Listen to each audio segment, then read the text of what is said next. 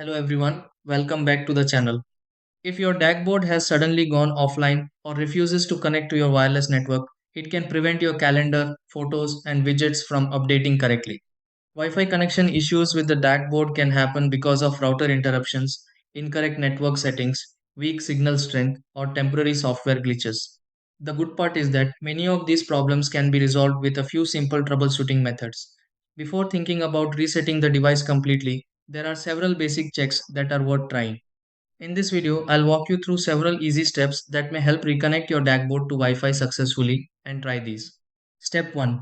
Make sure the DAKboard is located within range of your wireless network and receiving a strong signal. Step 2.